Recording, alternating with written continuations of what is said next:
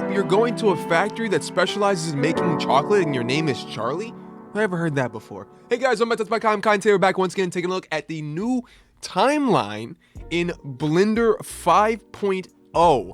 The crazy thing is that Blender changes a lot. If you've used Blender for a long time, you know that a lot of things about it have changed. One of the things that's kind of remained the same for a long time is the timeline, and this new update kind of makes things a lot more user-friendly, which is crazy cool. So, by default, when we open up a scene in Blender, a scene in Blender, this guy's stupid. When I open up a scene in Blender, you know we start in the first frame. Let's go back. Let's put this on the 0 frame just so I can give a nice example here. So if we have a frame here, right? Let's take default cube. Let's hit I to enter a keyframe, and then I go to like frame, I don't know, like frame 50, and we'll add in another keyframe. Boom. Right? I'll change my start frame to 0. And then usually, if you're scrubbing through the timeline, this is what you're doing. You know, you're trying to look for that keyframe. Oh, I can't get it. I'm on frame 51. Oh, you zoom in, right? You zoom in. You go here. Boom. Now you can hit it. The cool thing is there's now a snapping feature where you can snap to the keyframes in the scene when you're like scrubbing around, which is really cool. So if I want to snap to it, I can just go, boop.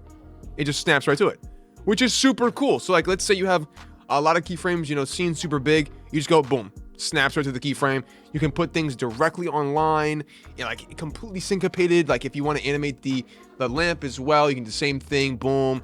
Let's make it that, and then we just go snap, snap, and then that's just, it's so cool. Obviously, there's you know, targets and stuff like this as well, where you can snap it to frames, snap it to seconds, snap it to markers, and of course change the snap distance. I can put this up to like 100 or something, and then it'll snap way early, like boom, like that's crazy. Obviously, you don't want that, but you have the option. Is my point? You have the option to do that, which is great, which is crazy cool. I also mentioned, I said there's you can snap to seconds, which is cool. You can snap to seconds. Now, if we go ahead and go to, if we go to view and hit use timecode, we can see the different seconds here, and every single time I move my playhead, it snaps to the different minutes, which is super cool. So it snaps to the minutes. It snaps to the different seconds, which is super cool. So you see 1 second, 2 second, 3 second, 4, 5, and you know, we can just boom, boom, boom, boom, boom. So now if you want to animate completely properly on like individual seconds, you can do that now. Let's just line these bad boys up here, and then we can go ahead and just, you know, animate on seconds, which is insanely cool. This little timeline here as well, this little jump by delta maneuver that we have, we can actually go ahead and do the same thing. So we can go ahead and just boom, boom, boom, boom. It goes by seconds. If we open this up, we can change it to frame. So of course we can just move frame by frame, which I mean would be helpful if you don't have arrow keys that do the same thing on your keyboard.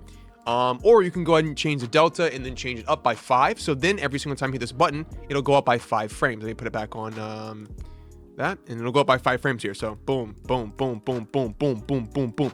Super cool. Super cool. That's like, this alone is really helpful for when you want to get things lined up in exact increments and you don't want to do this.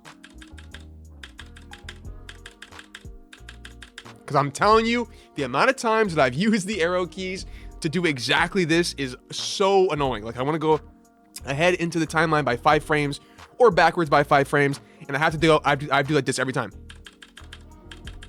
Bro, this is a godsend. This is a great thing, and it's super customizable because you can change the amount of frames that it goes up by. Of course, you have the snap as well. Very cool stuff. So I hope this helps. If you didn't know this was a thing, they now have this in Blender. Hope you guys learned something new today. If you did, let me know down below. As always, I'll see you guys in the next one. But until then, bye-bye.